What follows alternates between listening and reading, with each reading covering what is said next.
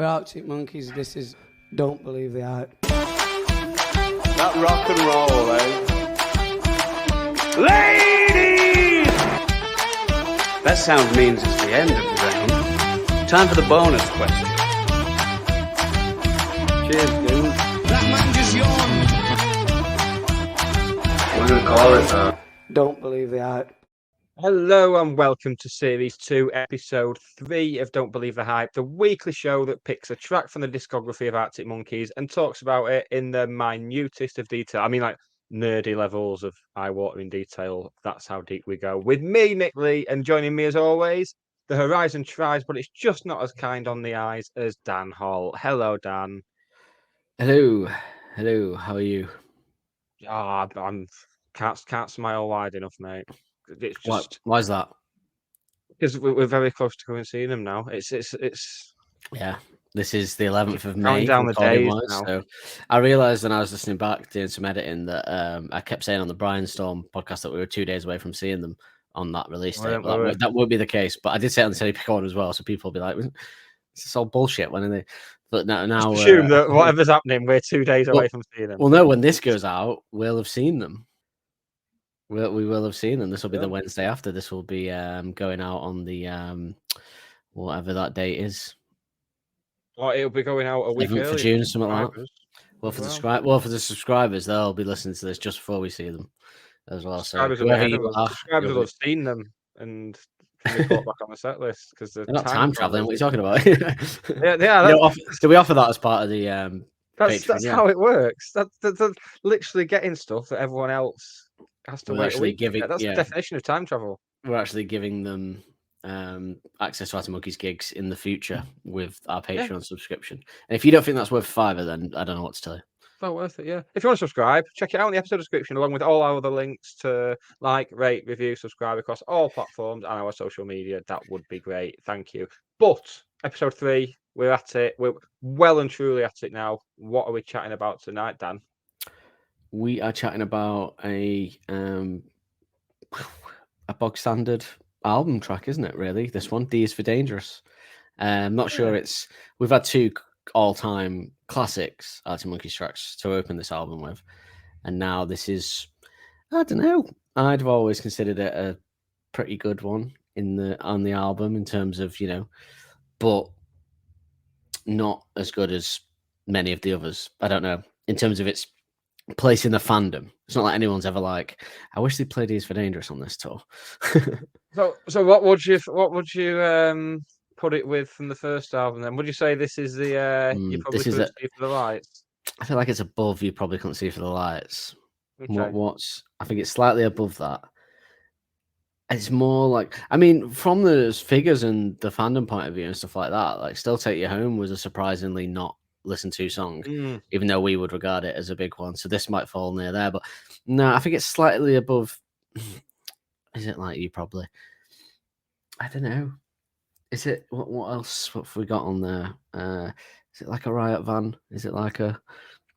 You know what it might be a bit like a high for you though. For me personally, yeah, but I'm putting myself in the shoes of the whole fandom, not just my particular. Thanks, not just my particular belief. Yeah, I would say it's more like a what's after Fake Tales on that album? Dancing Shoes. Yeah, it's like a Dancing Shoes, mate. No, it's not that good, is it? No, it is. No, it's not dancing. Not as good, is it? Yeah, maybe it is. You probably actually circling back. That just seemed like a bit of an insult. That's all. But I don't know. I don't know why. Went round a circle that didn't need going round. Really. Maybe it's like a Vampires, well respected, but ultimately not necessary in the sets live. Okay. Well, there's only one way to find out. Let's have a listen and then talk about it. That seems fair enough, doesn't it? Yeah. You just made me think though that isn't it weird that When the Sun Goes Down never comes back, when a lot of people would consider that an all-time great, but they never bring it back, do they? Like they do, like with Dance Floor and stuff. No. Interesting that. True. Interesting that they don't care for it anymore. Obviously, we've just jinxed it. It'll be coming back now. Instead of all the ones we wanted, like Suck It and See being back and Cornerstone, it'll be When the Sun Goes Down. Well, I've got a feeling Cornerstone's going to be gone again when we go, but we'll see. We'll be able to report back anyway because people get a special podcast of us just getting fucked throughout the day and hopefully enjoying the gig. Can't say fairer than that. Can Hopefully you? remembering it. We need to film it to remember it. This is true. This is true. Right, let's have a listen to These for Dangerous and then we'll crack on.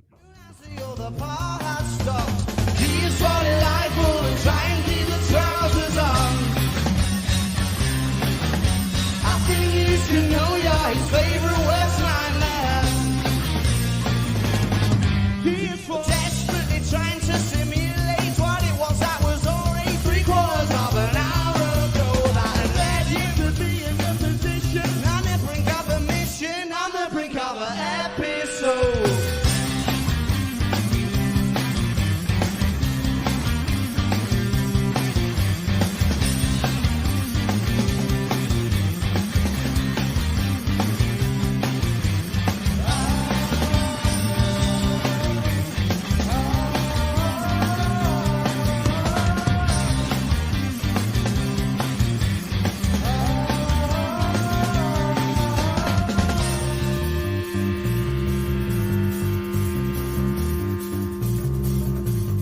He's nearing a brink, but he thinks first a parallel universe perhaps could be the perfect sea.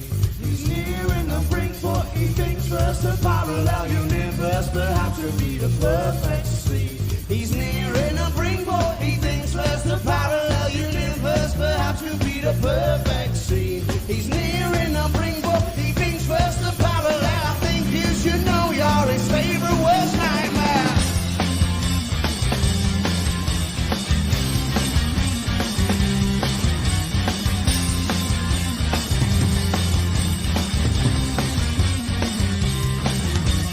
His body light full and trying to keep his trousers on.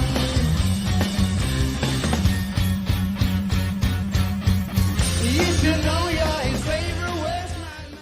There we go. Live at the Apollo again. Live at the Like, coming Apollo. back Yeah. out. You clipped it up differently there. We were still like in the background. There, I you know, don't know why it did that. I'll be honest with you. I Not realised really halfway clear through. why I thought, that oh, good job I didn't take my pants off like normal. Oh, you didn't? I assumed you were behind there. Well, maybe can't you'll think never. of You'll never know. It could be. Yeah, I feel like because you asked me to say what it equates to on the first album, it made me sound quite negative about the song. But I actually quite like the song. To be fair, for what it is, I've got nothing I against mean, I it. don't think it's negative to say it's an album track because it is by definition an album track. No, but I don't know if it was like I don't know. I don't want to. It's just not. We've just covered Brian Storm and Teddy Picker. That's why it might seem like a kind of step. I think Step down. if you were to ask me for my favourite album tracks off this album, I'd be saying "Do Me a Favour," 505, "If You Were There, Beware." You know what I mean? They're Reading. I'd probably go. The album tracks. Well, so non-single tracks. Oh yeah. These Were Dangerous wouldn't be in my top. Anywhere near my top, unfortunately. But yeah, Again, second half bangers. Again, second half of the album bangers. this is it. There's always that. The first album's kind of first side's always the kind of the more commercially side. Would you say? Is that fair Yeah. to say? I suppose. Yeah, the single. The sellable side. Apart from obviously some exceptions, but then yeah, the B sides are always of the vinyls are always the more juicier, a bit more meat on the bones, perhaps, and none more so ever than in this. Save a couple than in this album. Yeah, but we have just covered two big hits, and that's probably why this one feels a little bit different than the first two. It will do, yeah. It just feel different. Yeah. Let's get. Well, it'll feel even more different when we get to the all new information action ratio as well. 'Cause I'm still calling it all new. We're 3 weeks into it. We said it's 5. still all We new. said by. We said by first adolescent was when you had to stop saying it. After that, so Fair enough, then, isn't that's it? fine. Yeah. Let's That's fair. hit it, Alex. Give me an all new information action ratio, please, Alex. Yeah, of course I will, Nick. Because I just respect you. The information action ratio ain't that the place to go? I don't know how when I'm going to get over the go though. I don't know if that's going to happen in 5 episodes. Never. 'cause I don't That's get over that. never getting over that. No. Go. And when you did Alex, then you didn't try and attempt to do his voice, which was nice. I thought you were about to. I'll save that for karaoke. D is for Dangerous was released on the 23rd of April 2007. Oh, the karaoke on Saturday, wouldn't they? Why'd it have to be on the same day that we had the vet appointment? Bloody hell. Anyway. Oh, I don't know actually, because their next door neighbours are back now. When we used to do karaoke before Christmas, the next door neighbours were away because the house was being done up. But so maybe Harder not. now. Quiet karaoke.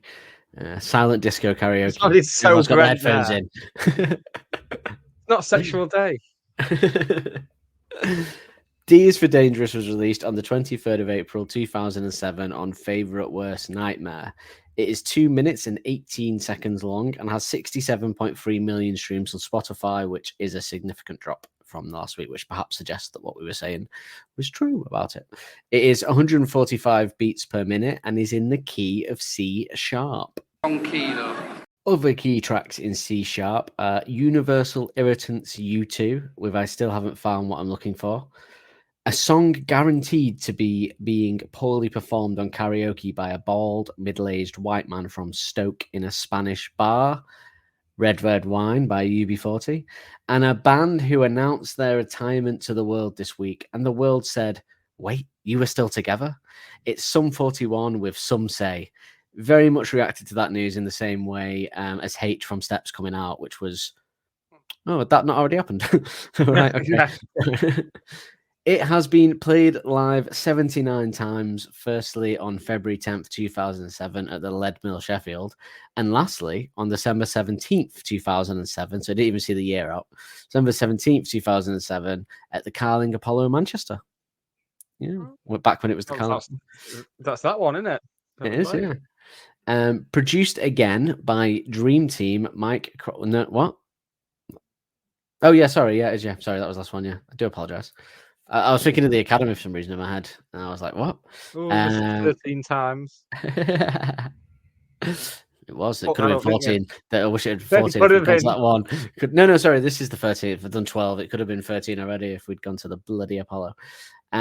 Produced again by Dream Team, Mike Crossy and James Ford, and I thought we'd dig into a little bit about the man himself, Mike Crossy.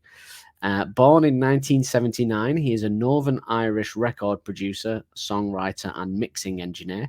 He produced the debut single "I Bet You Look Good on the Dance Floor" and has collaborated with Arctic Monkeys over 2 albums.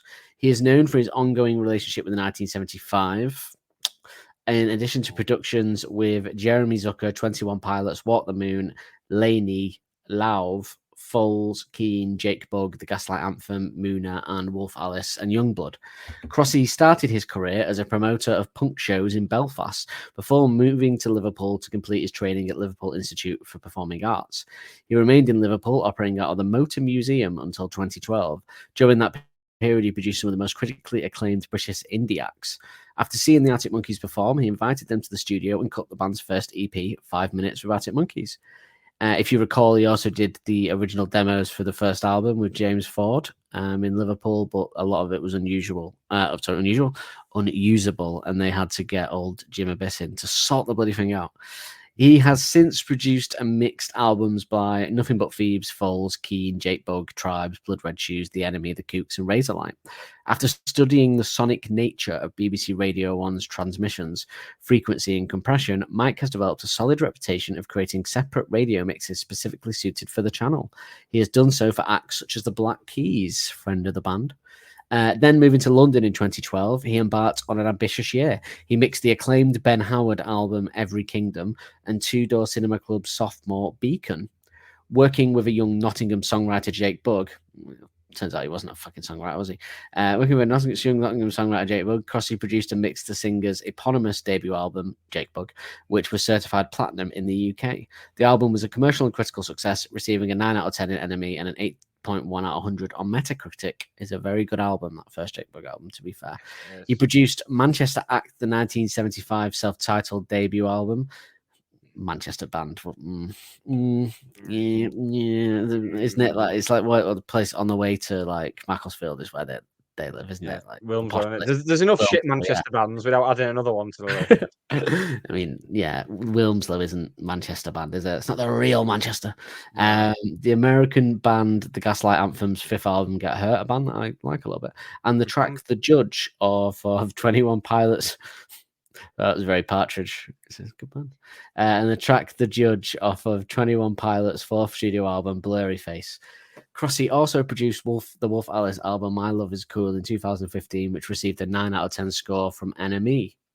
He produced songs for Youngblood, The Killers, Jeremy Zucker, Half Alive, and Jake Wesley Rogers. His mixed CV expanded to include albums by Bia Badubi, The Wombats, Bad Sons, and others. And in 2022, he completed production and mixing of Noah Cyrus's debut solo album. Additionally, he handled the production of 2 tracks on Louis Tomlinson's second studio album. But we won't talk much about that. Shall we have a little clip of Alex and the guys talking about Mike Crossy and Jim Abyss? Everything's done now. A lot of mastering engineers tend to get it looking right rather than sounding right. Is that right? Yeah, they don't listen. They can see what's right. Yeah. The dials. They've done it for years, these guys. James Ford and Mike Crossy. We started doing first record with them, but we didn't finish. We ended up doing it with someone else in the end. I always felt like they were a bit of unfinished business with them. We knew James Ford before he were cool. Yeah, didn't we? No. We always got on with them well, and that, so we thought that we'd try it again with them, and it sort of worked out. I think that's because, like I was saying before, with the first record, everything was so like nailed on, and we knew how songs went and that. And whereas this, it was more kind of a bit more of a blank canvas, I suppose. So so we all sort of like worked it out together and that, and it was a good like, I don't know, like a good team I suppose, if you want to say team.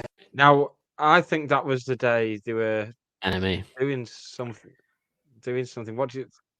I think it was a day of the NME shoot because they're definitely doing a photo shoot because that's the outfit they're wearing on the poster on the boat, which I had in my bedroom. They're all wearing those outfits. Nearly. Helders has got a different jacket on, and Jamie has a different scarf. But other than that, it's pretty much spot on, isn't it? But I'm pretty sure that's what they're wearing in the NME magazine at the time as well. So I think that video originally was one of those ones NME used to do while they did the interview with them. I'll have a look. I've got every NME magazine somewhere in a bin bag, so with Arctic Monkeys on. So, but yeah, I feel pretty sure that was that day. I like at the start of that it's clearly he's taking the piss out of Matt. Like, what? How important is the mixing engineers to the process, isn't it, Matthew? Oh, great. The full clip of that is excellent, actually.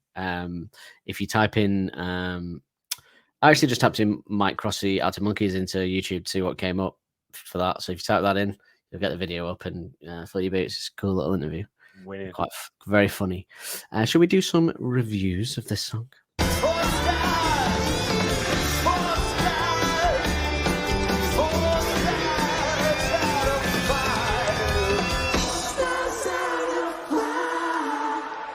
I love that Helders' drumming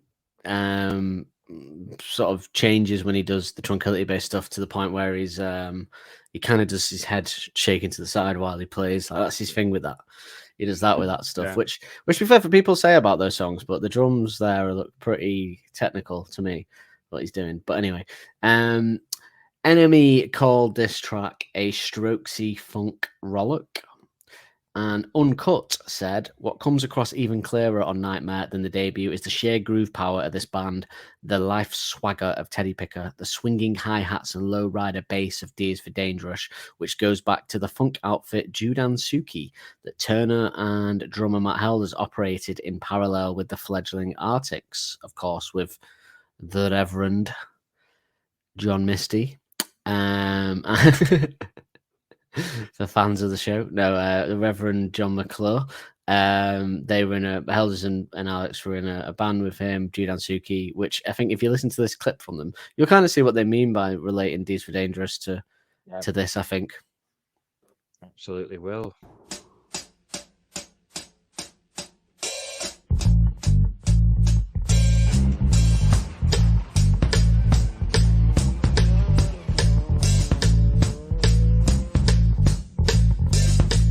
Don't you know that I'm so mean, rated in and gasoline, got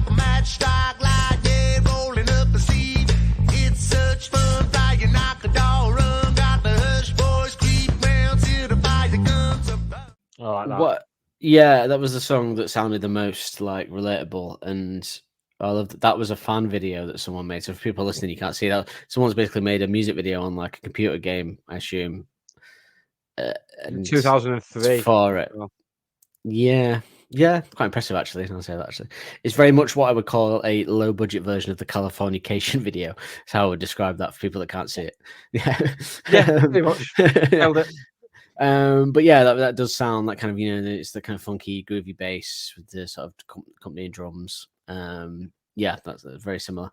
IGN also did a review of this track, saying that it has chicken scratch guitars and a rough-hewn sense of angst and unrest permeate Days for Dangerous, a wild and woolly spelling lesson for the jaded and dejected.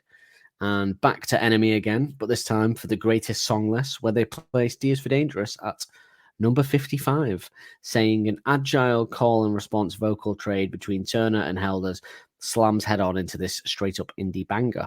Boosted by snapping percussion and a zigzagging bass line, it's deceptively raunchy, and the band embraced the intensity of it all with aplomb. Bit quite high, that, isn't it? 55 for first one. I'm surprised at that. Maybe, I don't know. Actually, I'm trying to think. No, this list does have Tranquility in it, I think. I don't know if it was pre-car, but it has Tranquility in it, I'm pretty sure. So maybe that's, but still quite high. I don't know. Yeah, I'd say for what it is. But yeah, what do you think? So you haven't said really what you think of this track. We're very much still in first album territory musically. I think Yes, a little bit I would heavier. agree. But as we discussed before, it's not one of the album tracks I'd pick out to play, but that's just because of some of the strong album tracks that we've got in the second half. But yes, a good little tune. No, I've very much enjoyed looking around for a live version of it, because obviously there wasn't too much, but it's just one of those songs that is what it is as well. There's no messing about with it. When they performed it live, it's been just the same as this. It's not stuck around long enough to evolve or anything. It's very much a product of its time. Yeah, it is. Yeah, I can just confirm, by the way, that the Enemy greatest list that we use is pre the car, but it's up to Tranquility. So it's just it hasn't got the current new 10 tracks in it, but it has got all the B-sides and tracks up to that point in time. Yeah, no, I would agree. I think sort of it's like very funky, like we said. The funk might fracture your nose, as Helder's drum kit would suggest. Very much a Nick and Matt driven song, isn't it? Mm-hmm. Like it's that kind of their song, really. There's not much. Like maybe actually, have they probably not? I said Vampires before, but they've probably not been this funky since Vampires, right? Or Chun-Li, Vampires Chun-Li. Yes. Which actually, in hindsight, Chun-Li is very Judan Suki-esque, actually, isn't it? I think about it. Yeah, it's got that kind of vibe to it. But yeah, they certainly haven't, because like it's Teddy Picker, as we said last week, was kind of hip hoppy and stuff like that, but not as funky as this. This is proper funk sound, which I think, because I think the bass line's pretty much in particular is the actual driving factor of the song. Yeah. I mean, it is a great bass line. Whatever people think of this song, it is a pretty good bass line, isn't it?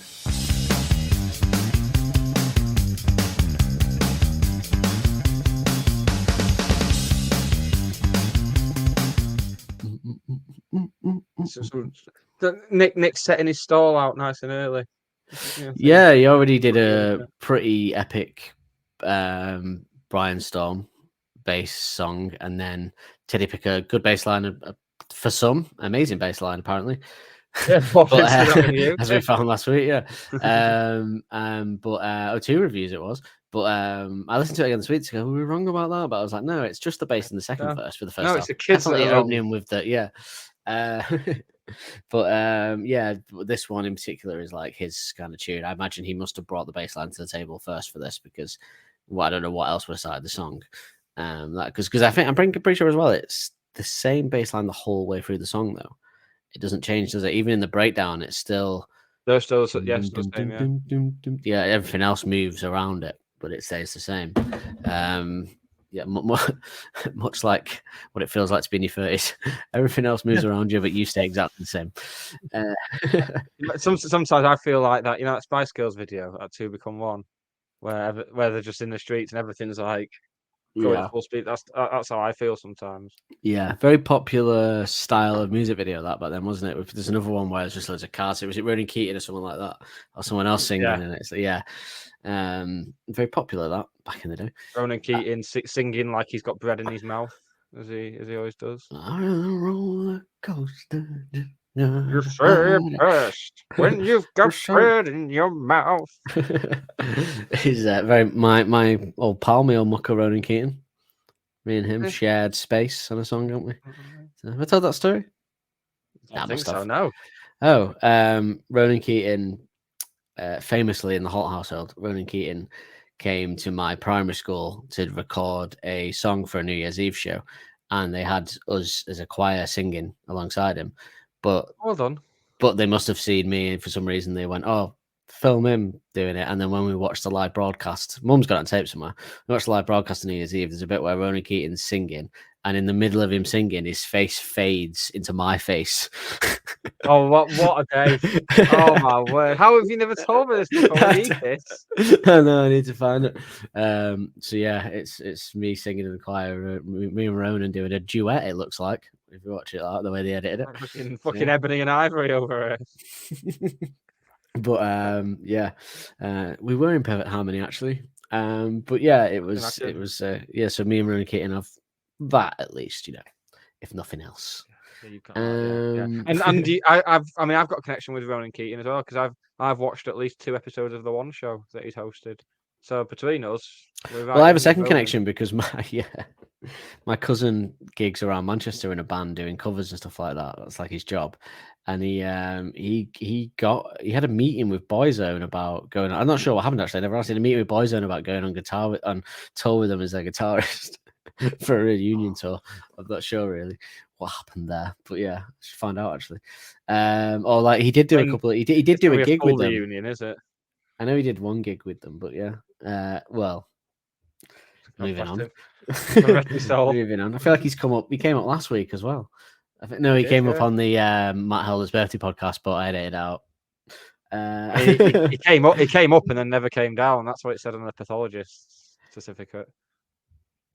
I love not only the hip hoppiness of the drums, but that kind of like crisp sound they have again. I am loving the production sound of the drums on this album so far. Actually, when you listen to it, and like I said last James week, Ford just walked in and gone, right, well, this is the first thing to go up. Yeah, well, in that interview, he said, didn't he, Alex, then about how they focus a lot on the drums and different drum sequences and orders and that. And I know Hells has said that before. So, but that, yeah, the actual sound of them was like just like the start of Teddy Picker sound on this carries into this. And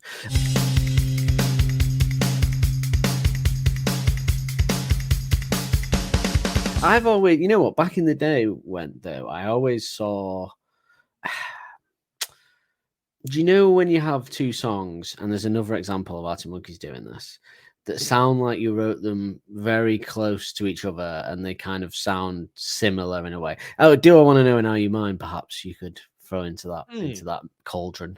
And they sound quite like they were born in the same world or the same, like, and I always used to pair Teddy Picker and D's for Dangerous together on the album as like, I mean, I used to pair, maybe throw Balaclava in there. I would think of them as a triple showing of similar vibe. Because then the album changes. Like Brainstorm's different. Then it's those 3.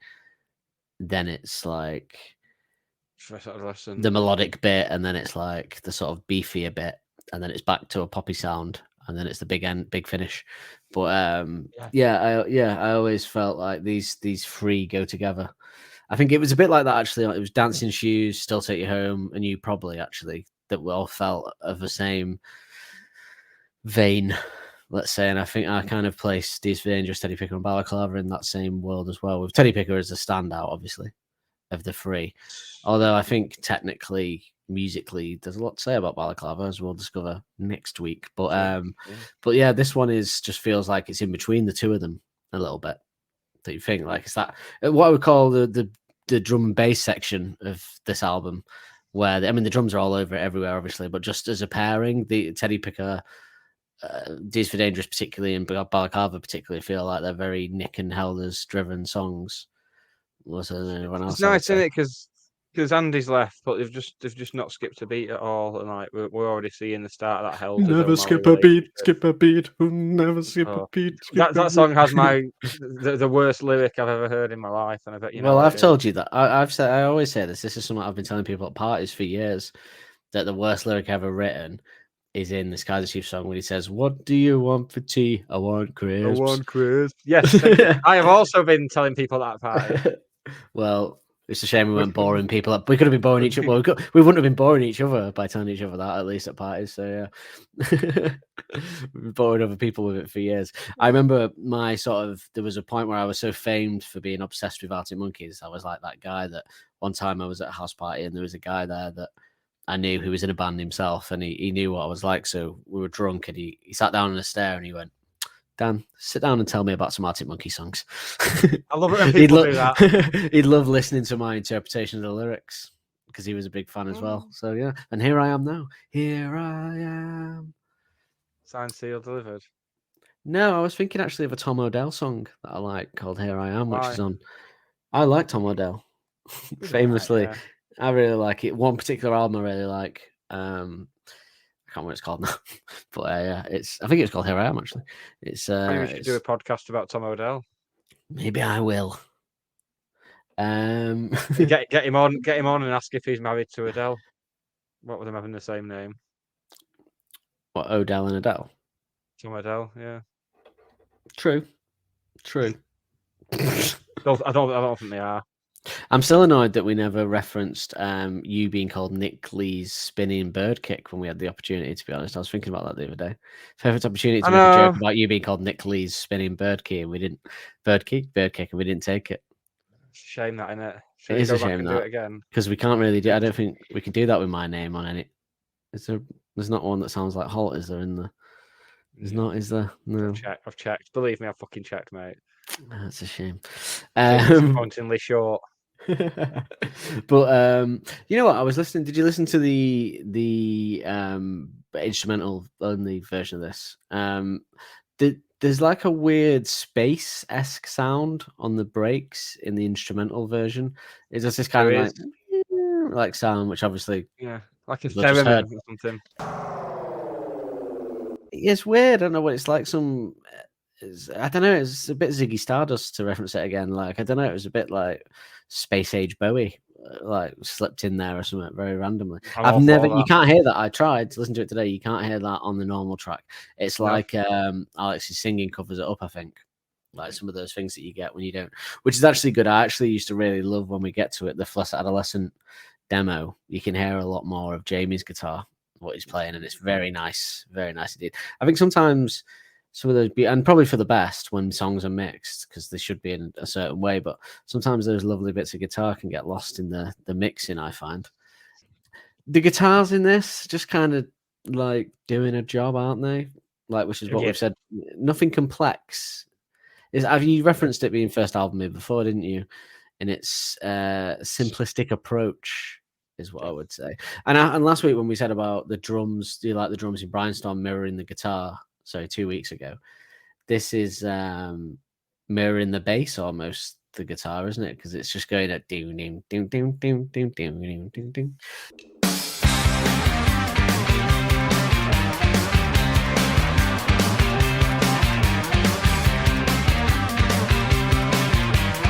Yeah, nothing really I could say exciting about the guitar in this. It's just there to do to come in it and break the foot. It is Matt and Nick's song. This is, it is. It really is. It really is, and like you said before, it's because of Andy just going. It's mad that they instantly picked up this rapport, but I guess that's what led. One of the contributing factors that led to them deciding to get rid of old Andy was because they instantly had a connection with Nick. Obviously, yeah.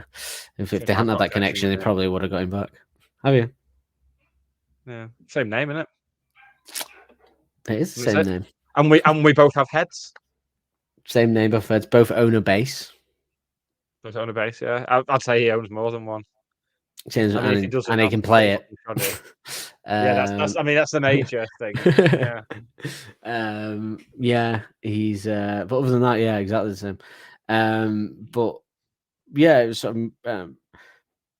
again, we said you probably. The guitars are almost like a you probably. Blah blah blah. Yeah. This Similar kind sound of as well. Yeah. similar dueling guitars, but doing slightly different things. Like very simple. Yeah, very. It is very first album. This song, isn't it? It's a bit of a hangover, I think, isn't it? That, but it does sound very different. It's a different sound, but it's that. I think it's just that simplicity. I think that's on there. But It sounds close enough to the first album, but I still don't think any newcomers would assume it was from the first album. no, I you think can it still tell. exists in this space that the second album exists in. Yeah. You can tell, especially when you hear it after. It fits. There's nothing about it that doesn't fit as the third song. It makes complete sense as the song after Teddy Picker, like in many ways. But yeah, I think when you're breaking it down like we do on this, though, when you listen to it, that's when you notice that it is very simple first album-y, yeah, just with a different kind of, because they've got different effects, different instruments, different production values. It makes it sound very different, and obviously they've upped the game a little bit.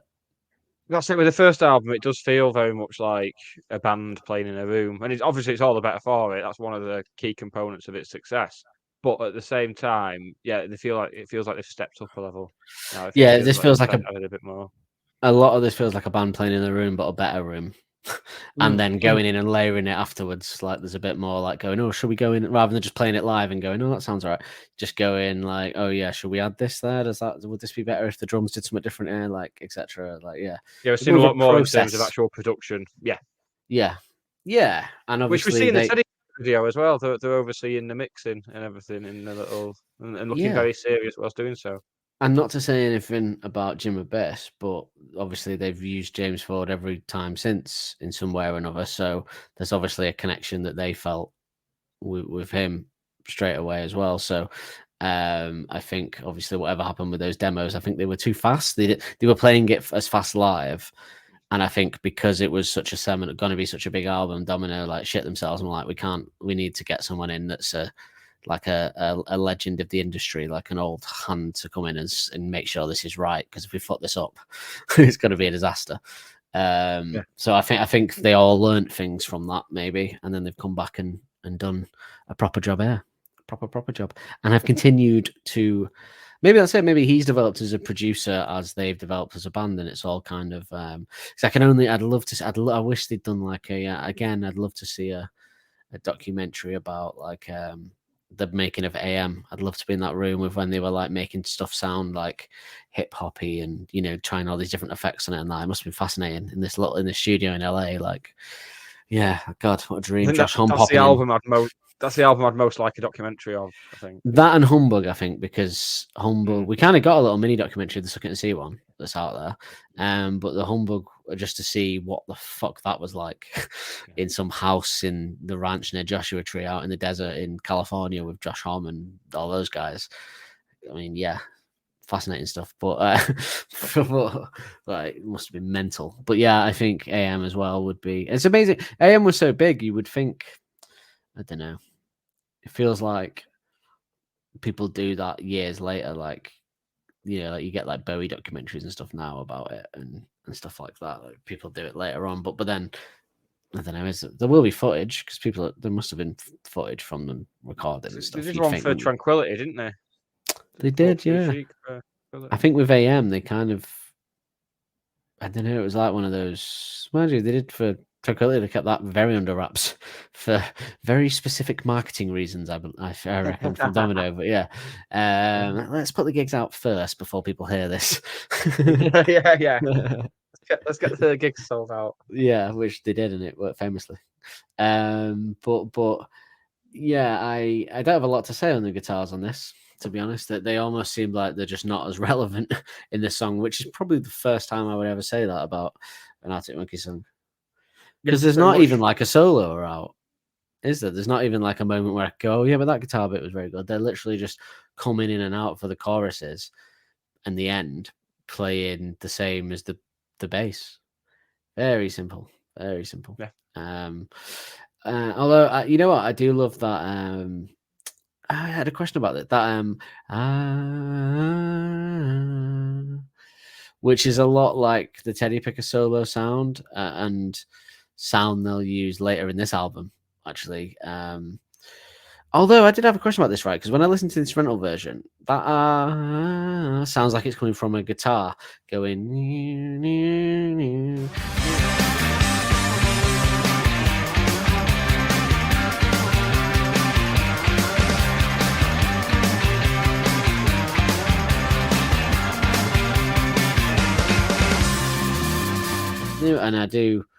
And as I say, like that sounds like the Teddy Picker solo a bit. It sounds like stuff you'll hear on If You're There Beware, etc.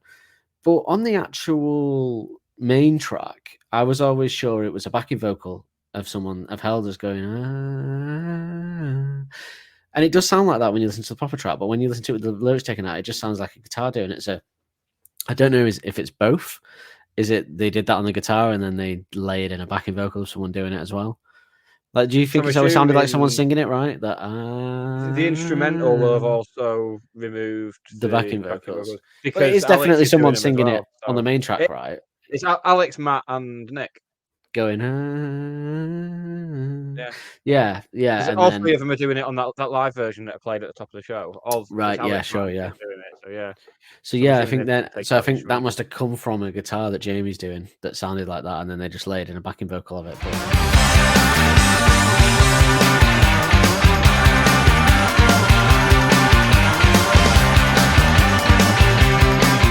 Yeah, it sounds cool without them actually doing the backing vocal and just hearing it on the guitar though. The bass again in the breakdown, just the same, obviously, but it works really well in that way. When it drops down to it on its own and doing that, and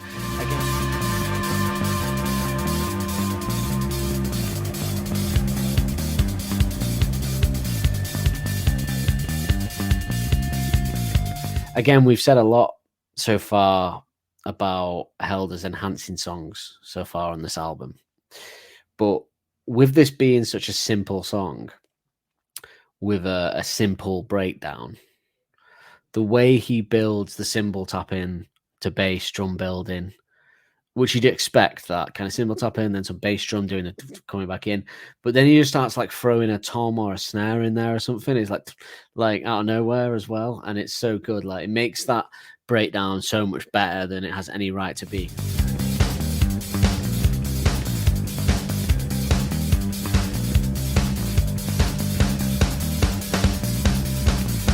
It's essentially just the same bass riff, just building back in with Alex singing the same line, but that extra drum, I don't know, it just adds a lot to the actual. And again, very hip hop, very hip hop, very rap, that kind of sound. But yeah, the way it builds back in though did really remind me of Vampires, because it does that kind of, the end before it goes back to the doom doom doom doom doom doom, and the drums, because the drums kind of do that thing that he does on this to get back in. Very similar in style of that, I think.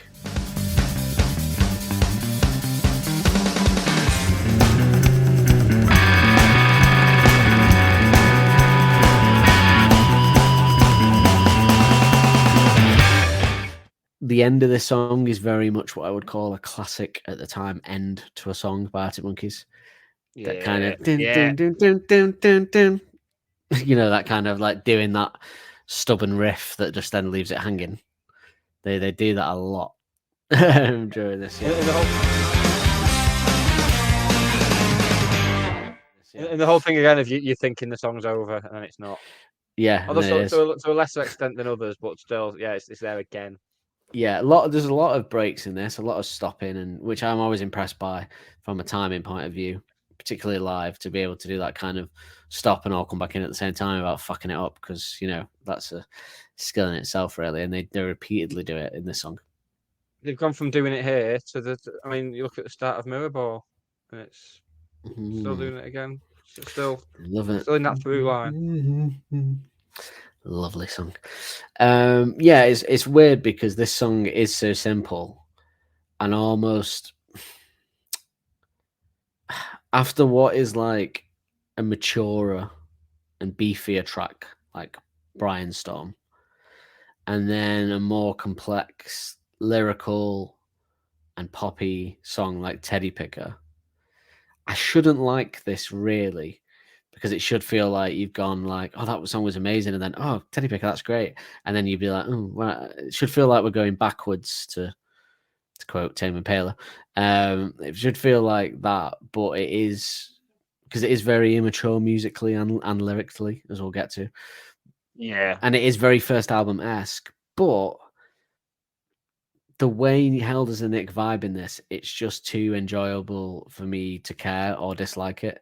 Like normally I would go on a lot of albums, oh, I feel like they've lost me here. This is a bit shit compared to the opening ones.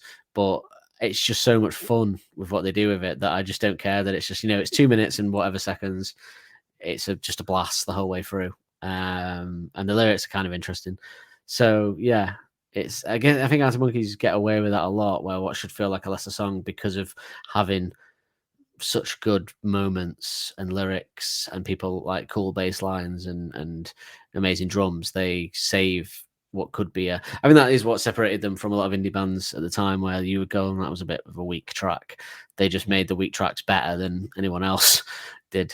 I heard a Block Party song before on TV.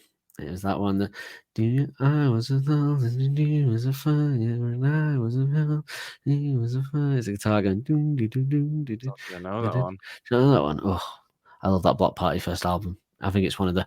I think for me, I'm going to take the Libertines out of it because they're a bit before. But for me, apart from whatever people say I am, I think that first Block Party album might be the second best album of that whole era, because it was phenomenal musically. The drummer is the only other drummer that I would hold up there with Helders of the time, certainly. That first album was incredible. New one's quite good as well. I was very surprised. Yeah, they fell off the boil a bit with the third one, I think it was, but the second one. I really liked. They did Flux in between, which was a great tune. And then they started messing around with like vocal like stuff. Do you remember? It was like messing about with stuff. But yeah, they lost me a bit, and then they disappeared forever. But that first album, yeah. So you want to talk about a band ditching guitars? Have a look at Block Party. Bloody hell. Yeah, exactly. That's why I think what was so disappointing was after that first album, they just went so different. At least that's proper ditching the guitars, isn't it? That's a different sound. Fully ditching, yeah. Fully ditching, sequences. Yeah. But yeah, I love that album. But yeah, if you haven't heard it, go hear it. I'm struggling to remember what it was called, but Silent Alarm. Silent Alarm. Yeah, I need to buy that on vinyl actually, because that was the drums. Oh, the drumming on that album. If you listen to this and you haven't heard Silent Alarm by Block Party and you love Helder's drumming, then that's probably I would say that's the second best drumming album of the years, between the years of 2000 to 2010 at least. And then my knowledge becomes less so after that. So, but yeah, obviously Helder's wins the main one, but he's definitely of the whole indie scene, he was the second best drummer, the Block Party one. Yeah, and he would be the best if Mr. Matthew J. Helders III didn't exist. But yeah, he does, thankfully. Thank God, the agile beast. Lord. So should we move into the lyrics, or have you got anything else to say on the music at all? No, let's move into the lyrics. Actually, just before we do the lyrics, let's talk about the vocal performances, because this is the most of Mr. Helders we've gotten, I'd say, in any track so far. He probably gets a bit in there, doesn't he? But he's definitely got a lot more here to do. This is his most vocal we've heard, right? This is his most biggest. Listen, who the fuck are Arctic Monkeys? Yeah, but that's kind of less of a performance because it's just this one line, yeah. But so I would say as well. I said when I said that the Helders Nick stuff makes it too enjoyable to care about any issues you could have with it as a song, but I think also that Alex, Matt, Julian vocals is a big contributing factor in that, because they're again just too fun to really well done for me to care about any issues I would have with the song. They really amplify it. Particularly love the combination during the breakdown. But he thinks first a parallel universe perhaps could be the perfect scene. He's nearing the brink, but he thinks first a parallel universe perhaps could be the perfect scene. He's nearing the brink, but he thinks first a parallel. I think you should know That's very good. I like that as well. Yeah, they do. Yeah, I just love the way that they go the back and forth on it. They have that, and because you'd always heard the odd line from Helders, but I mean, we had no idea obviously where Helders was going to go with his backing vocals in future albums. But this was the first one where we got a proper taste of him singing. I think, yeah, and it's always impressive. We're now very much into Helders and O'Malley as backing vocalist territory. No more Mike for Jamie anymore. Thankfully for everyone. No, because he has a mic live at the Apollo. They haven't taken it off him yet live. He's still got it live. Yeah, and it's really weird. Him, because he so comes over and when you watch the whole thing. Don't sing, Jamie. It's not good. To look at you, like you have the voice of an angel. You sound like a trapped boy. It is all. It is awful. But yeah, he's definitely not on the recordings, thankfully. But do you reckon next time? Maybe I reckon he was thankful for it. He probably don't want to. He probably knows it's not his area of expertise, is it? Do you reckon, Jamie? You know, like on I can't remember which Oasis album it is. It's one of the post 2000 ones, but Liam wrote a Songbird, which is actually quite a good little song. But Liam wrote it and he plays guitar on it as well. And do you reckon there'll be a point in the future where Arctics have a song that, like, this is one that Jamie wrote and sang? I mean, it would be similar to Songbird, I would say, if he did, in that suddenly. It's a very simple song, is what I'll say about Songbird. Like, I don't mind it. It's a song that only Liam Gallagher could write. Yeah. Which is why I'm imagining his solo stuff now. He probably has about 3 or 4 writers in the room, if we're being honest. But yeah. Oh, does he? Yeah. One of them's Drew from Baby Shambles. That's what's holding back the Baby Shambles reunion. The fact that he's the only like original Baby Shambles member aside from Pete who's still in the band, and now Liam Gallagher's got him, and he's like doing all his writing and shit like that. It's just like, can you get him? Sooner Liam Gallagher's voice goes, the better. Or sooner he scuttles off to go and join Oasis again. I can have a Baby Shambles reunion. Fingy's been out this week, hasn't he, in the press saying that he thinks they should do a reunion. What's it called? I don't know. Bonehead, or was it the other one? Probably Bonehead. Yeah, he's always yeah. Is it? I don't know what's more interminable, the constant clamour for a reunion or the constant teasing of a reunion. They both annoy me. Yeah. I don't know. Do you think Liam Faith and the Cortinas? He's like, please don't get together. We want to keep our audience. Yeah. If they do a full tour, they'll be fucked for 2 years. Do a full tour in an album, won't they? Yeah. But yeah, so this song is slightly metaphorical and fantastical.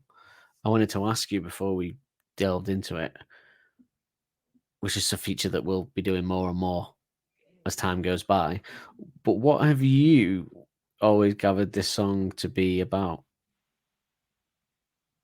Originally, I just thought it was sexual shenanigans. But then about 6 or 7 years ago, I picked up this album again. And I think it's Andy leaving.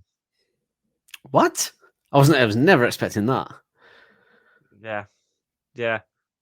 So you think there's 2 songs on this album about Andy leaving then?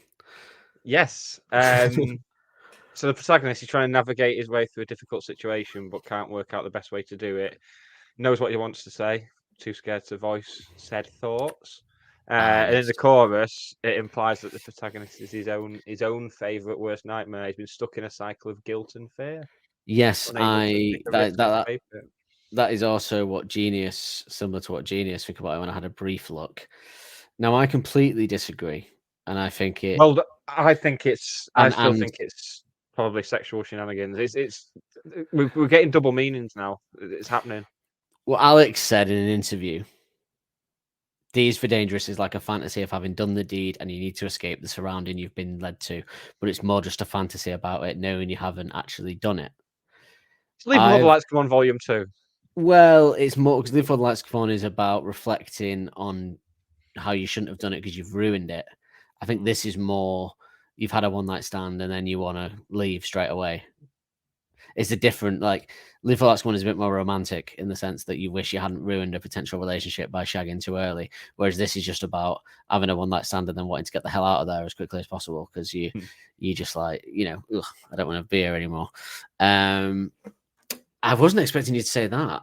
I thought you'd be, we might be slightly different in that you with it, but I was never expecting you to say you thought it was about Andy. It's gonna be fascinating now. This is amped up. It's got off a gear. It's something that hadn't really hit me until a few years back, and then when I listened back to the album, it was just before lockdown, and I was listening back to the album, and then just reading some people's thoughts on Reddit and stuff like that, and I started to come round to a lot of it would fit that. But like you said, if Alex had said otherwise, then my opinion doesn't matter anyway. It's a cow's opinion. Well, I mean, I'm always of the opinion that the artist isn't always necessarily even right about their own art, or even truthful about it in some instances. But I would say that I understand why people would think that, because some of the lyrics about escaping, much like another track on this album that is about 100% about Andy leaving. Yes. It's about, but I would also suggest that some of the lines would be an odd way to describe that particular scenario. But let's have a look. Let's go through it. I've always loved the fact that I've always had the same interpretation of it, which is that one. I've always loved about how it's about something as simple as wanting to get away from somebody you've slept with, but not knowing how to maneuver yourself out of that situation. But then he puts it in like an almost like a 1984 dystopian setting or something, is how I've always seen it. He puts it in this, like he said, fantastical, like this fantastical escape that you have to get away from, using that as like a metaphor for, for example, he knew what he wanted to say, but he didn't know how to word it. The dirty little Herbert was seeking an escape, but the place was well guarded. Like the place was well guarded as a metaphor for her presence, almost expecting you to stay. As putting it like the place was well guarded. I've always liked that as a line. So I know how you could obviously equate that to Andy. He knew what he wanted to say, but he didn't know how to word it. How dirty little Herbert, bit of an odd line, negates that. Yeah, it wouldn't be given that the split was kind of tinged with awkwardness on all sides by the sound of it. From what's been said about it since then, they're not going to go calling him a dirty little Herbert. Well, Herbert is, for anyone that doesn't know the slang of that, if he wasn't from the UK, perhaps, who's just inferred what it means from the way he sings it. Bugger. Well, Herbert, yeah, it's a mild form of abuse, meaning a silly or dim-witted person. The origin of this term seems to be that it was derived from the name Herbert, which meant bright. It was used in the very direct opposite to mean dumb. But he uses it more cheekily than that, like it is in a sexual way, isn't it? Very similar to kind of like Sexy Little Swine, isn't it? Actually, exactly. That's exactly what I've Sexy Little Swine. Or the Dirty Little Herbert is a little bit grimier, I'd say. The Sexy Little Swine is very cheeky, and Dirty Little Herbert's a little bit like, "Ooh, you're cheeky," but yeah. Dirty Little Herbert is what you would have said if like a woman was out walking, like a hardy northern elderly woman, who's seen some shit, she's lived through the war and that, and she'd be walking along a country lane and someone would be in his car. He's like, "Excuse me, have you got directions?" And when he moved the map away, his penis would be out. And she'd say, "Oh, get away, you dirty little Herbert," and trot him with a shopping bag. It's an extreme case, but yeah.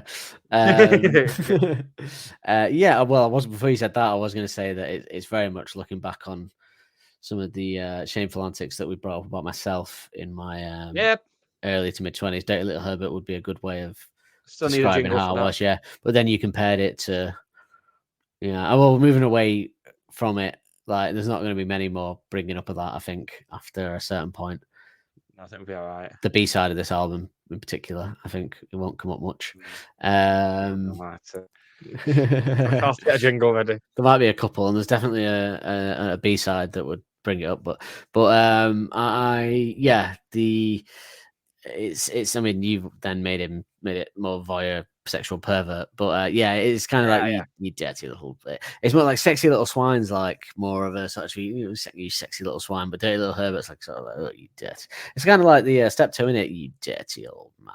That kind of dirty old man. You dirty old man, which is a very hip and happening young reference for the young listeners there. Steptoe and Son. Fuck me. It's not even a reference for our generation. That's Army next. Oh no. And then I like the guiltiness that started as soon as the other part had stopped. Like we talked about this on Leave for the Lights briefly, but for anyone that hasn't bothered, doesn't want to listen to that or whatever. it's, and again, showing that the lyrics in this are very much first album-esque, actually, isn't it? Because we even said we were done with all that, but no. In fact, interesting that we said that it's simple, but it sounds more progressed. This is lyrically, this about the same stuff, but does sound more progressed because he's putting it in this different way. So there is some progression there, but yeah, you know that thing of, yeah, it is sadly a real thing that a lot of the time men will seduce a woman and then have sex with her, and it's literally there. You could literally, like, if it was a video, you could freeze frame it at the point when he finishes and then immediately wants to get the fuck out of there. And I hate to say it, but that is a thing. That is a genuine. I know you'd like to stay around and have food and have cuddles and smoke weed, but I've had it.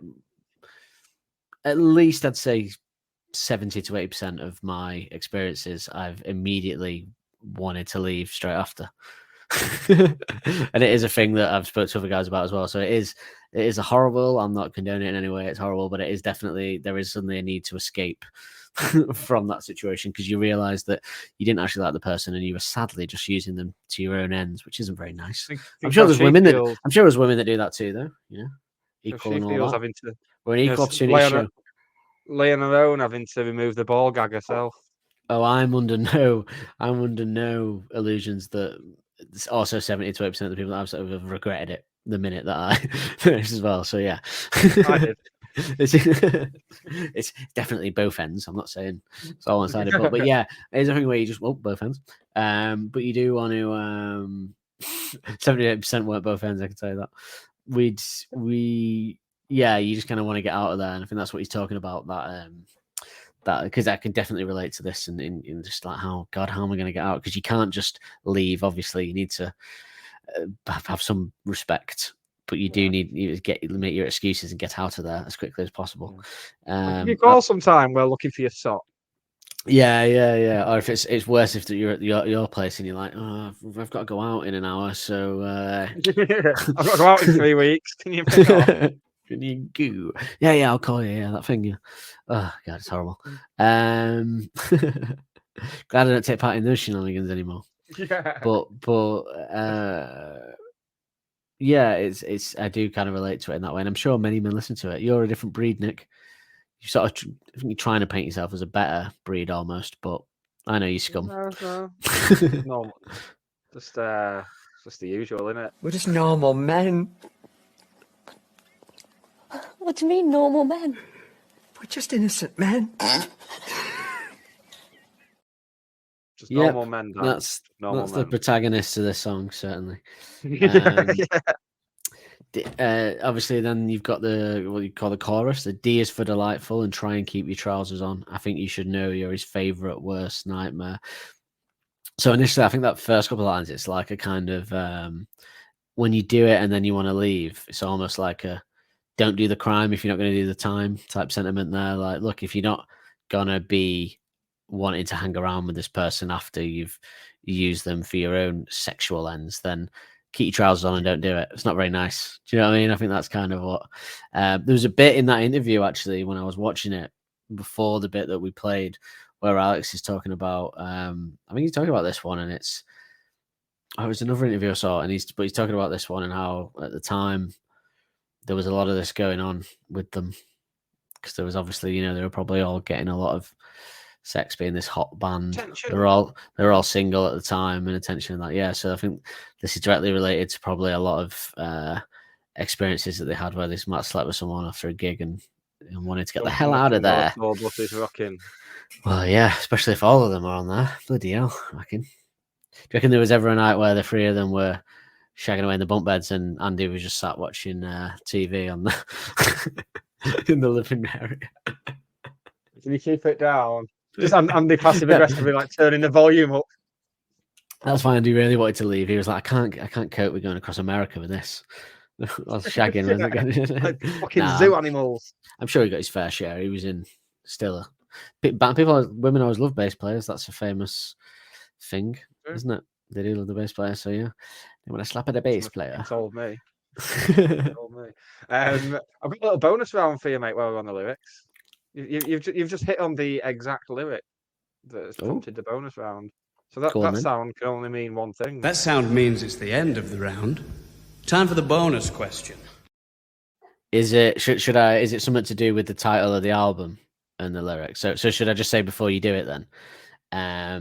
The title, obviously, favorite worst nightmare, being in this lyric. So that is one big thing about this song as well, is it does have what I would say is a cracking album title in the lyrics, and obviously it's an oxymoron, which is when two opposing words, opposite words, are put together. So, and a good example of a famous album title in that would be Definitely Maybe. Would be an example of probably the most famous oxymoron-esque album. That's not your bonus round, is it? I was thinking then. Oh. Right. I know what your bonus round is going to be. We're going to have to get my thinking cap on. Take my batteries out, my mysticism, and put my thinking cap on. Do you really know what the bonus round's going to be? So yes, obviously. Explain. We should explain more about the title, I think. Oh, sorry, mate. You But carry I on. did. What I would guess this bonus round is going to be, and I could be wrong, but I would guess that it's going to be songs that feature the album titles in the song. And you're gonna Nearly. Ron Howard going, that's the name of the show. But definitely, yeah, sorry, definitely maybe. But what I like is in the song, it's to call her his favorite worst nightmare. So again, so true as well when you're in that situation. Like, she's his favorite worst nightmare. He loves to have sex, but then he wants to leave when it's over because he doesn't really like her. So, yeah, that kind of use, favorite worst nightmare. What a great line to describe it. But also, I would say as the album title, that line is used in the same way, but I've always seen it as more as a meditation on fame and success, though. Like, it's your favorite worst nightmare. It's kind of a be careful what you wish for type line. I've always seen it as like it's everything you want. It's everything I want, but it's also got its drawbacks, and it's my worst nightmare, but it's my favorite worst nightmare. You know, because it's fame, success, money, being in a band, everything you want, but then you've got all the negative stuff that they talk about on this album, particularly in the second half, along with it as well. And perhaps it was very much Andy's favorite worst nightmare, or maybe he's not. Maybe he's just his worst nightmare, actually. Favorite about it. But yeah. So yeah, it does have that in this song. It does have the title. What is a cracking title of an album? I would say very Arctic Monkeys as well as a title. It is, isn't it? Yeah, it's the perfect. You can always say it's the perfect thing for them to call their second album. Are you like me a big fan of when an album is announced and then you look at the track listing and the album title and you see that there's no song by that name? I do get a little surge of excitement. I'll think, well, that means that'll be somewhere in there, most likely. And I get to find it as a lyric. Yeah. Because usually, unless it's obviously neither, but could like the Arctic Monkeys' first album, for example, neither, or Arctic Monkeys' third album, Arctic Monkeys' fifth album, Arctic Monkeys. No, that's it. That's the only other time. 6 and 7. They've got a title track, in there. Title tracks, yeah. So yeah. So they don't. There was a few there where they did do it, I suppose. Unless it's Humbug in the... No, Humbug doesn't get said at any point, does it? No. You'd think it would do. You'd think they'd have got it into Crying Lightning, but they didn't. Although weirdly, 3 and 4 have similar titles that lead on from one another. They almost mean the same thing. Yes. Yeah. Which we'll get to. But yeah, go on then. Give me you might want to play the jingle again because the interlude period there. That sound means it's the end of the round. Time for the bonus question. So, while we're on the subject of album titles that come from a song on the album, there's 2 albums I've got in mind. They are 2 of the biggest selling albums of all time and 2 of the most critically acclaimed albums of all time. And they have both followed this theme. The name of the album is taken from a lyric in one of the songs. I would like you to tell me the 2 albums, please.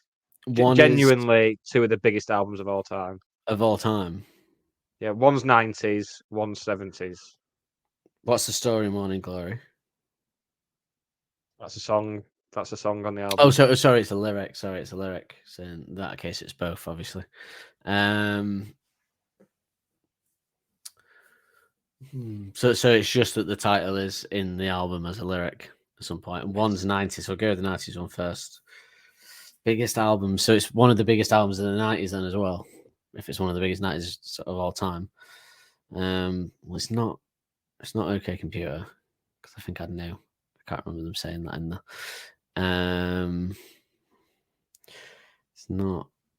It's not an Oasis album. Yeah. Oh. In fact, it's just one album. Having looked, it's just one album that I can think of. So scrap the 70s one. It's just the 90s one. What did you think the 70s one was? I made a massive error with the 70s one because based on the version of it I've listened to, it was a Dark Side of the Moon by Pink Floyd, but there is a track called Dark Side of the Moon on it. I'm used to the live version that I listened to where that wasn't on it, but so forget that. It's just the 90s one of the biggest albums of all time. Like the move, the album for a whole subculture and movement. I'd say. Yeah. So it's Nirvana. I'm trying to think which track it is that's got the lyric in it now. No, I can't think what track it is. It's Nevermind, which features in Smells Like Teen Spirit. Yes, it does feature in Smells Like Teen Spirit, doesn't it? I knew it was Nevermind, but I couldn't think which track it would be. Yeah, probably the second biggest subculture album of the 90s, I'd say. Yeah. What you give them first? OK Computer. You got to give OK Computer to it. I think because most people regard it as the best album of all time. So, I would say they kind of fit. Nirvana and Radiohead similar. I'd say. God, probably if you're a Nirvana fan and you're a kind of Smashing Pumpkins fan and stuff like that, you're probably a Radiohead fan as well. Until maybe you didn't like the change for Kid A and that, but up in the 90s, certainly, I'd say you were probably a Radiohead fan. Fun fact for Smells Like Teen Spirit, Kurt Cobain wanted to write something that sounded like Pixies, and that's what happened. Yeah, probably his most hated song. Do you reckon that's the one? Because that's the cool thing to do. Like Radiohead aren't fans of Creep. Do you reckon Arctic Monkeys fans? Maybe that's what convinced Kurt to end it all. Maybe he's just like, oh, I fucking hate this song. So, he was great. Someone should have told him. I'd say, I hate it because when it's your favorite band and it's like the same way that we don't really hate Dance Floor, but I hate the fact that that's the only song, if you ask for an Arctic Monkeys song, that someone will play because it's like, that's not the epitome of their career. So because when you're a fan of something, you love it so much, you want people to recognize the other stuff that they've done. So if they're just trotting out that famous song every time, it begins to grate on you and annoy you. And that's why bands turn on those tracks normally as well, because it annoys them that the only song that's getting airplay is a song that was a hit. And it's kind of that weird thing where the biggest, the thing that made you a success is the thing that you go to hate because you can't get out of its shadow. Like kind of like Rod Hull and Emu. Another reference for the young hip kids. Or Coogan and Partridge for a while until they brought it back. I know, I'm firing out the old 70s references tonight. But I'm sure there must be loads of albums though, right, that do that. But it's hard. Again, it's one of those things that it's hard to do because it's very ungoogleable. Surely that can't be the only album that's ever. Don't believe me. I spent half of it. Elvis Costello's album "My Aim Is True" comes from a lyric in the track "Allison." Of course.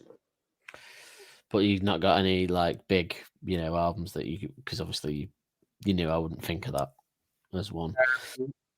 The Girls Aloud album, "What Will the Neighbours Say?" That's a lyric from Love Machine. Move on. What will well, the biggest one, a big album, "Jagged Little Pill" by Alanis Morissette. That is a lyric from a track on that album. That's also one of the biggest albums of the 90s. It is, very good album actually. I never really appreciated it when I was a kid, but very good having listened to it recently. Very 90s as well, though. Like there's no illusion that if you ever listen to it, that you go, that was made in the 90s. It's just also, I think a really appreciation to it isn't there a series of The Trip when they're in Italy where they're listening to that because it's the only CD in the car as they go around. I might watch The Trip. It's on BritBox. I might give The Trip a go. I've been watching this week. I don't know how you're going to feel about this. I decided to give How I Met Your Mother a go because it's not been on my radar of sitcoms. And after how disastrous my foray with the one about the nerds Big Bang Theory. that was awfully well written. But you know what? But I quite like Jason Thingy, so I thought, you know what, I'll give this a go. What's his name? Jason Segel. You know what? It's charmed me. At first, I was like, yeah, but I kept watching, and I've got into the story. Actually, I quite like it. It's somewhere in between. It's nowhere near as bad as Big Bang Theory in terms of writing. I mean, nothing is. It's nowhere near as good as Friends in terms of a sitcom, but it sits nicely in the middle. I don't hate me. You know what I'm like for only wanting to watch stuff that's good and being irritated by stuff. So for me to stick with it means that there must be something decent about it, because I'd normally be straight out. I mean, I'm not going to be rushing to watch it, but if you're happy. I'm not suggesting you to watch it. I'm just saying I'm quite enjoying it as a little. What's it on? Thing Is to it on the catch up. Netflix? Disney Plus. I've been watching it on. It might be on Netflix, but I've clicked it on Disney Plus. I just thought, you know what, I'm going to see, because it's what I hate to have gaps in my pop culture knowledge stuff unless I really watch it and hate it and despise it. Then I know I was right, but I need to at least assess it to decide whether I was right or wrong. But this isn't like bad writing like Big Bang Theory. This is decent, not in any way near Friends level writing, but you know, it's somewhere in between. You know, I can now provide you with some fairly big albums that have followed the same theme.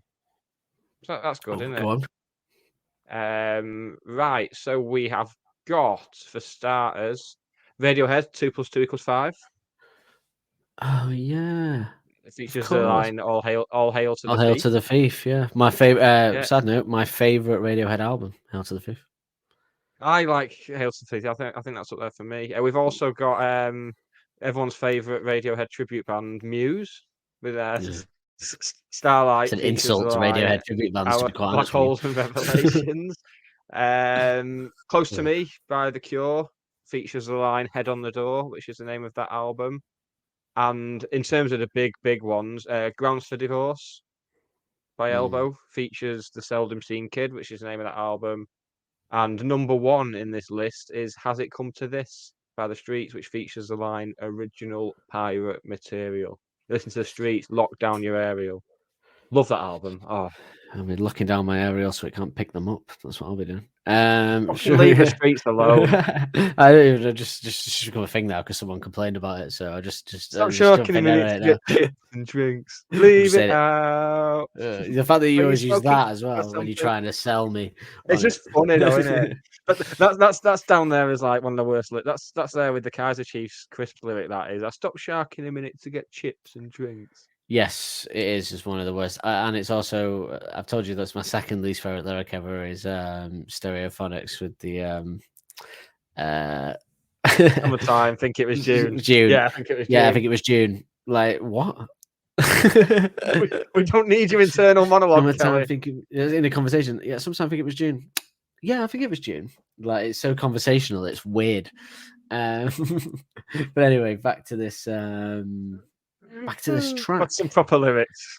Some proper lyrics, yeah. Some even in a song that you could consider not as good as some of the others, the lyrics are still pretty good. That's what Alex always brings to the table. You're always going to get some deep. You're never going to get bad lyrics and go, oh, God, what's he done there? But yeah, I really like that it has that. I think that has always been the standout of this album is that it has the album title in it a little bit. And then there's the line, D is for desperately trying to simulate what it was that was all right 3/4 of an hour ago that had led him. It's interesting stuff about this, but that had led him to be in a position in every compromission and every other episode. So the first part. I have it as on the brink of a mission, on the brink of an episode. So I had a compromission. There is different. This was the one that comes up. These are the lyrics that come up when I Googled the lyrics, and it comes up with the actual track. So I'd have to double check what the official ones are on Spotify or something. But there's a different one. So I actually heard it as something completely else in the old days. Years ago, I used to think he said that had led him to be in a position and every covert mission another covert episode, which made So I sense with the originally thought it lyrics. was. Because I used to really annoy me a bit that he was getting away with saying covert in the way that he did, because he says covert. He says covert, another covert, and I thought, is that the way they say it in Sheffield? Because that's really annoying. I was like, how's he getting away with that? It'd be every covert mission, every covert episode. But apparently it is compromission. We'll double check. I'll double check now. But because I've never heard that word before, but it's the noun version of compromise, another compromission, which makes sense again. Oh, well, if it is, that's fucking cool. That is. That is cool, because I'd never heard that word before until I looked into the lyrics of this. Let's have a look. Scroll down. Every compromission is on Spotify, so I would assume that led him to be in a position in every compromission and every other episode. So if it's on Spotify, I would assume that's come directly from the this sleeve, yeah.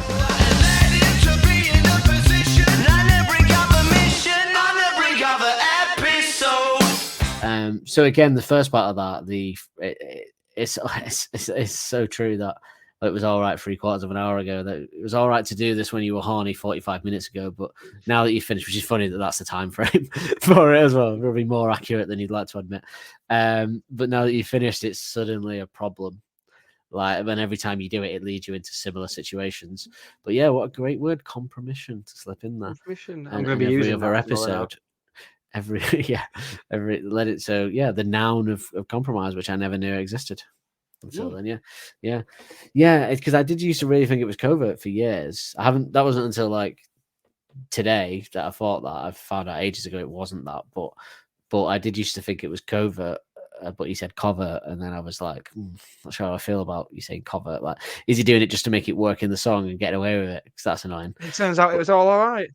The reason we can't hear it is it's a word that we didn't know existed, and in his accent, if it's a word that you actually don't, it's actually a taste of what we always say. Like, it must be a taste of what it's like to be foreign and listen to it and not quite get what he's saying because you don't know those words. So it's even harder to figure out what he's saying. We don't know that word, and we heard something completely different. So there you go. But I like it when I had that word attached to someone unknown's face. Got in with you, even the every compromission. Yeah, I do like that word. But it's always nice when we find out a different lyric that it was, and it's better. And he's using another. That's kind of up there, I think, with totalitarian as a little word that he's used there that you don't normally hear. It's like, oh, right, yeah. You are the best. Yeah. Yeah, you are the best. Well done. Yeah, we apologize. He's and then he says he's nearing the brink, but he thinks first the parallel universe perhaps could be the perfect scene. It's a cool line, isn't it? That nearing the brink. This adds to that kind of fantastical dystopian world, I'd say, with kind of using the word brink and parallel universes and stuff. So it's like he's nearing giving up his escape, but like realizes he can go into a parallel universe where this didn't happen, and this would be perfect. Often do. Which is obviously entirely fantastical and basically a really inventive way of saying I regret this and wish I could be anywhere else. But what a genius way to put it instead. Yeah, and very on brand now, ahead of its time. Parallel universe and stuff, very on brand at the moment, aren't they? Yeah. Very, very tranquility as well. The idea of a parallel universe. Yeah, very sci-fi before he went full sci-fi. Yeah, full sci-fi. By the way, speaking of the to hop back to Teddy Picker this week, I saw a trailer before for a new Wes Anderson film, which looks excellent. It's got everyone in it. Steve Carell, everyone's in it. About a meteor, a town where meteors hit regularly, or something like that. And it said directed a story by Wes Anderson and Roman Coppola. So they're still buzzing about together, working together. So there you go, the Teddy Picker director. So yeah, but you know those genius lyrics, like it's weird because I was going to say how ridiculous those lyrics were, but you see, it's funny because you've put it as it possibly being about Andy as an interpretation of yours, which is completely valid because art is subjective, but theirs was like they thought the song was about your girlfriend being like this and wanting to get away from it, which I thought was an odd take from it.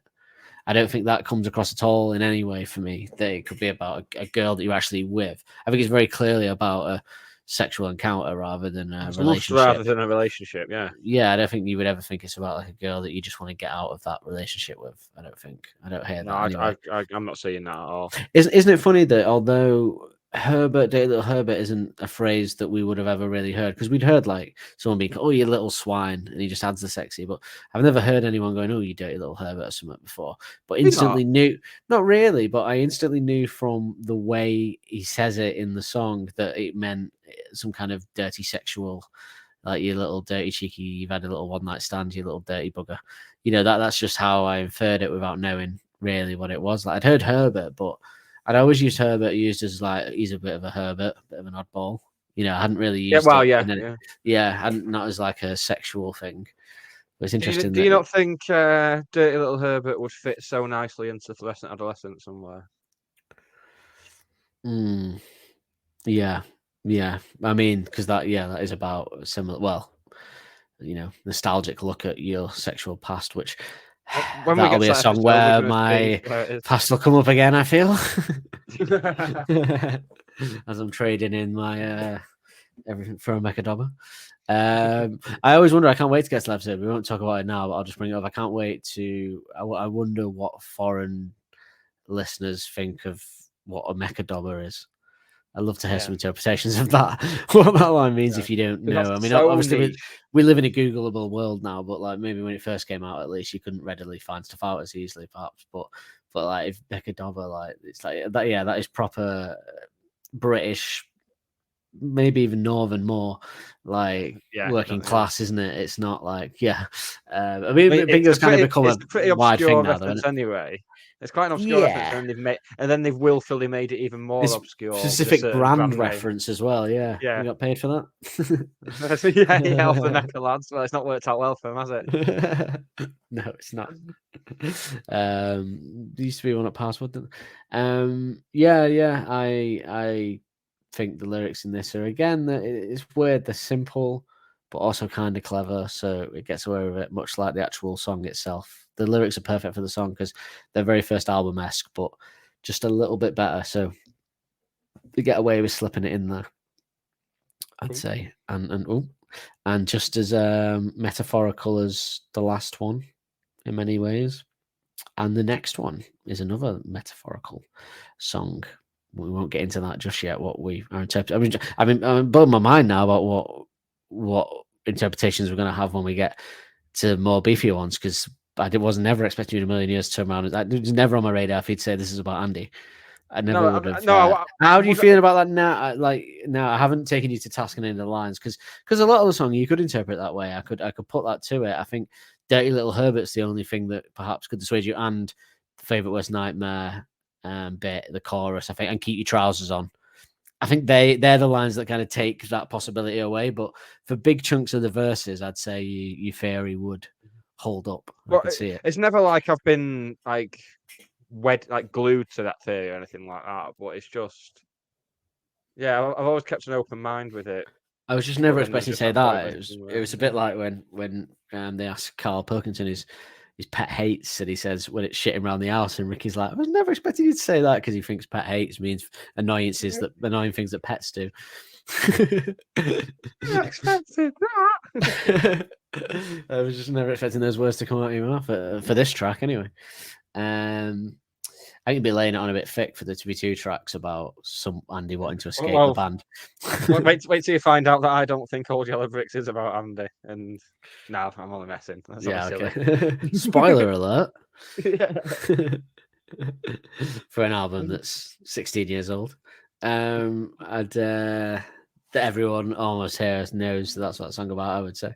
Unless you don't, then you're going to be in for a treat of an episode. I'll say. Yeah. But it's I don't think there's going to be many more on this album where you'll say anything. I don't know now where you'll say anything out there.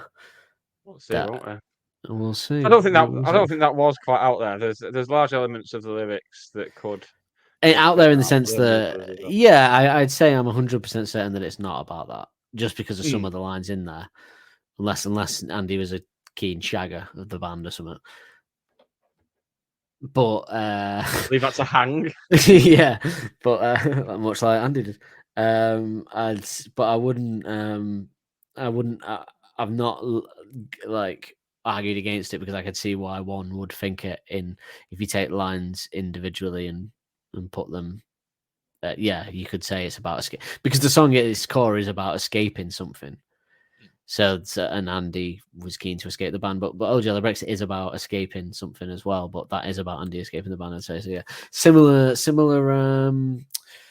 themes on this, about similar themes on this album, perhaps with escaping fame and stuff like that, and the things that you get from fame. So yeah, maybe that's why. But I was just what I mean is I was just never. It's so out there because I was never expecting that to come out of your mouth. Like I never even thought of that possibility that you would say that. You took me by surprise. I thought at best you might say. I thought you might say like. I thought oh, you might say you thinks it's about a relationship rather than a one night stand, and I thought that'd be about as different as it might get. And then yeah, you threw that one out. Although I'm intrigued. We won't say it yet, but I am intrigued by what you think next week's song's about. And I'm wondering if we're on the same page with that.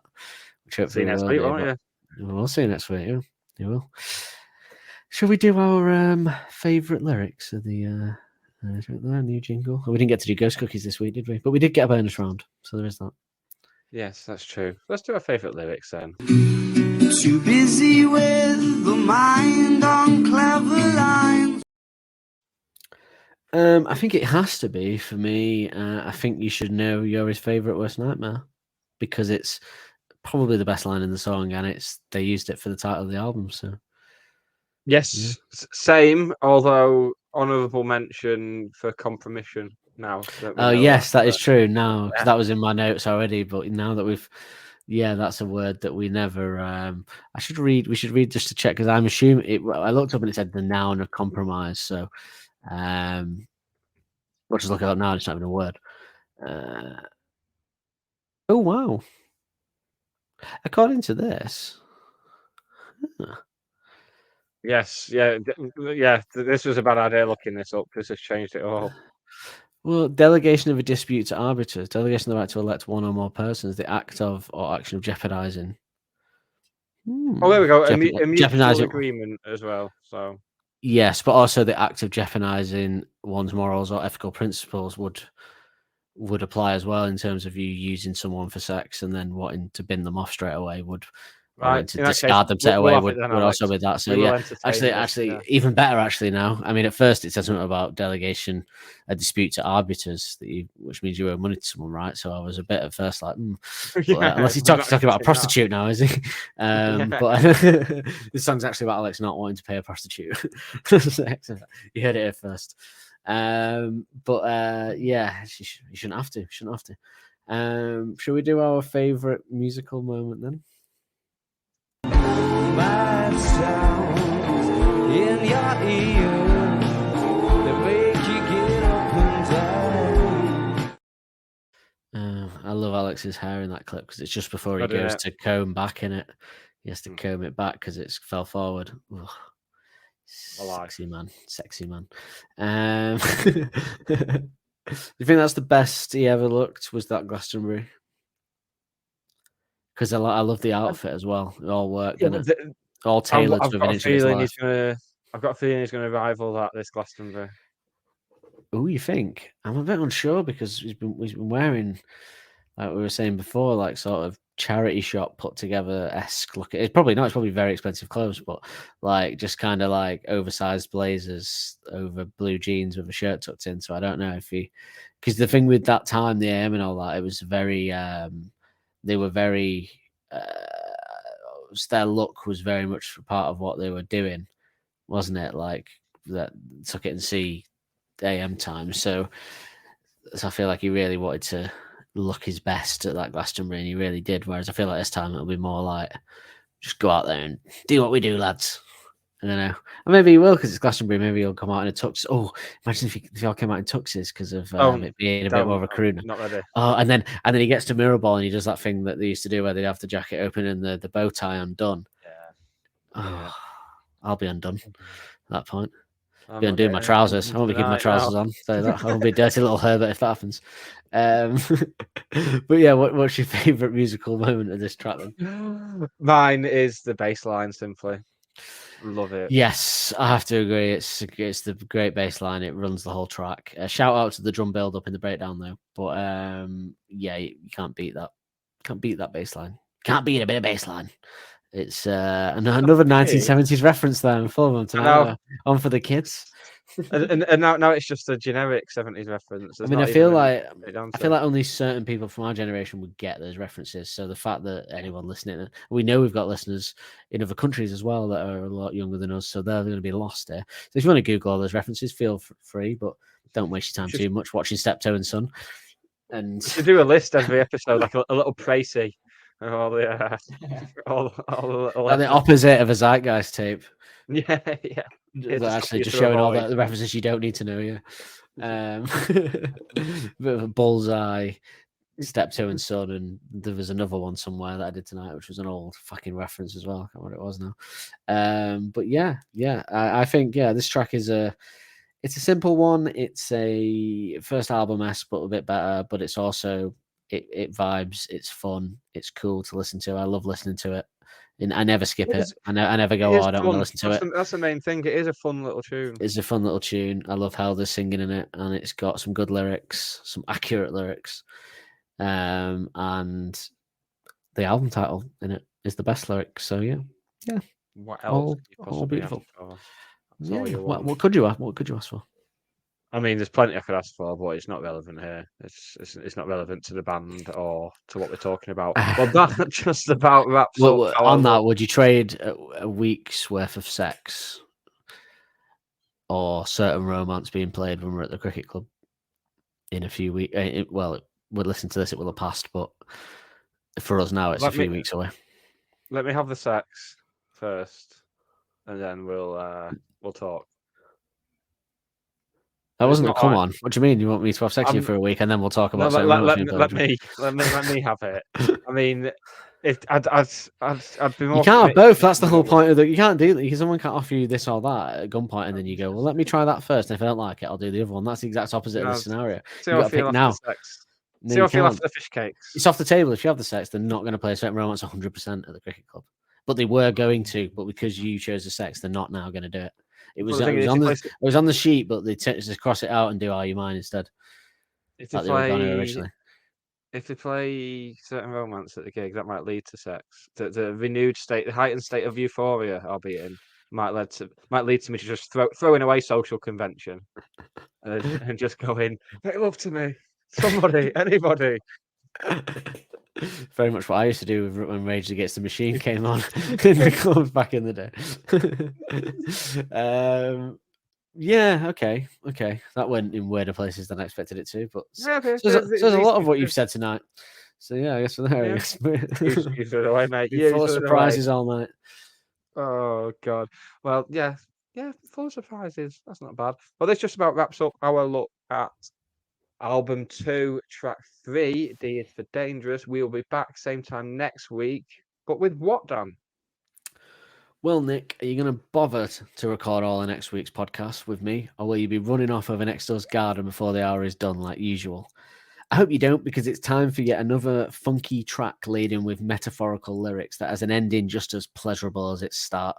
We'll be able to boast of the day of the most flawless podcast of all time as we put on our balaclavas. I really, it's weird because I would say these two tracks are what you would not normally think of as the better parts of this album, but I really like listening to them though. And the next week's as well, I really enjoy listening to Balaclava as a song. Like, there's just something really fun about it. I think I prefer Balaclava to D is for Dangerous. I think I do prefer it. Yeah. On contrast, I listened to it after this. Yeah, I'd say 100%, but there's a lot more going on with the guitars and stuff as well, obviously, and and very bit more technical musically as well, almost. But yeah, I just think they're both not like up there with what you would say on the album, but I just love listening to them both. Though I would never skip them. Put it that way. Yeah, never skip them. I think there's going to be a few. I think it's going to be tough nailing down favorite musical moment and favorite lyric for that one. It's ramping up. We'll see. Oh, excellent. Right, that's about it for this week then. We will see you next week. Say goodbye to the nice people, Dan. Goodbye.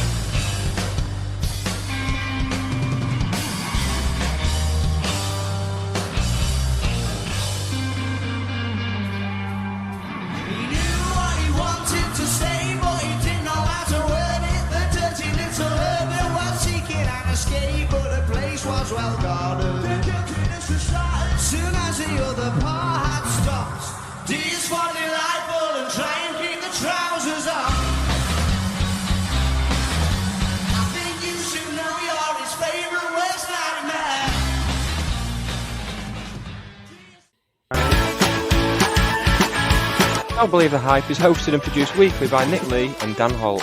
The music used in the titles is royalty-free music courtesy of Les FM. Don't forget to subscribe on your podcast player of choice to be notified every Wednesday when a new episode is released. And if you want to help us out further, be sure to like and review to help make us more visible to like-minded souls. We will see you next week with more of the same. More of the same.